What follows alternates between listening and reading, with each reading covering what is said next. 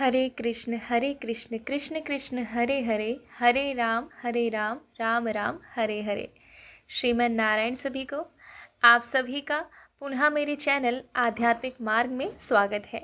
जैसे कि आप सभी जानते हैं, आज के दिन यानी कि 29 अगस्त 2024 को अजा एकादशी का व्रत किया जाएगा, जो कि भाद्रपद मास के कृष्ण पक्ष की एकादशी है, जिसका नाम अजा एकादशी है।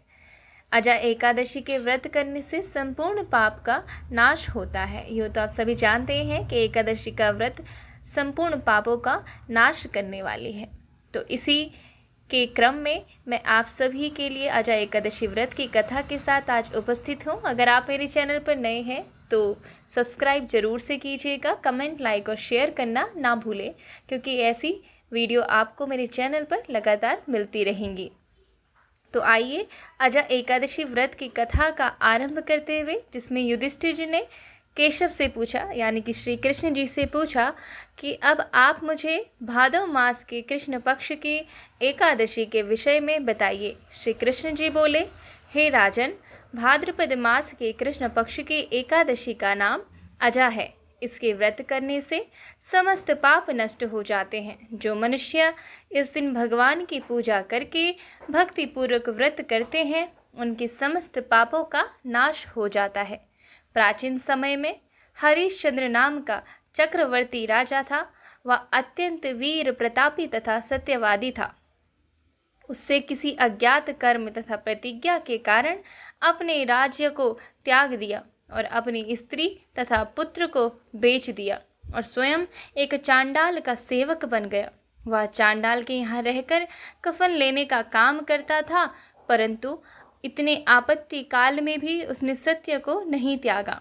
इस प्रकार रहते हुए जब उसे कुछ वर्ष व्यतीत हो गए तो उसने अपने इस कर्म पर बड़ा ही दुख हुआ।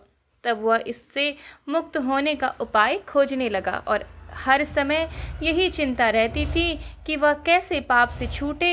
इसी बीच में गौतम ऋषि से इसकी भेंट हुई। राजा ने उन्हें प्रणाम करके अपने समस्त दुख की कथा कही। महर्षि गौतम ने राजा से कहा, हे सत्यवादी हरिश्चंद्र, तुम भाद्रपद की कृष्ण पक्ष की अजा नाम एकादशी का विधि पूर्वक व्रत करके रात्रि को कथा कीर्तन करते हुए भक्ति सहित जागरण करो। ऐसा करने से अवश्य ही तुम्हारे समस्त पाप नष्ट हो जाएंगे और इसके प्रभाव से पुनः वैभव प्राप्त होगा। और गौतम ऋषि वहाँ से यह कहकर चले गए। तत्पश्चात अजा नाम के एकादशी के आने पर राजा हरिश्चंद्र ने मुनि गौतम के कहे अनुसार भक्ति तथा श्रद्धा पूर्वक व्रत धारण कर रात्रि को भगवान का कीर्तन करते हुए जागरण किया, जिसके प्रभाव से राजा के समस्त पाप नष्ट हो गए और स्वर्ग में नगाड़े बजने लगे तथा आकाश से पुष्पों की वर्षा होने लगी। उसने अपने सामने ब्रह्मा, विष्णु, महेश आदि सभी देवताओं को खड़ा पाया। तब उसने अपने मृतक पुत्र को जीवित तथा अपनी पत्नी को आभूषण से युक्त देखा। इस व्रत के प्रभाव से उसे अपना राज्य पुनः प्राप्त हुआ और अंत समय में अपने परिवार सहित स्वर्ग लोक को गया।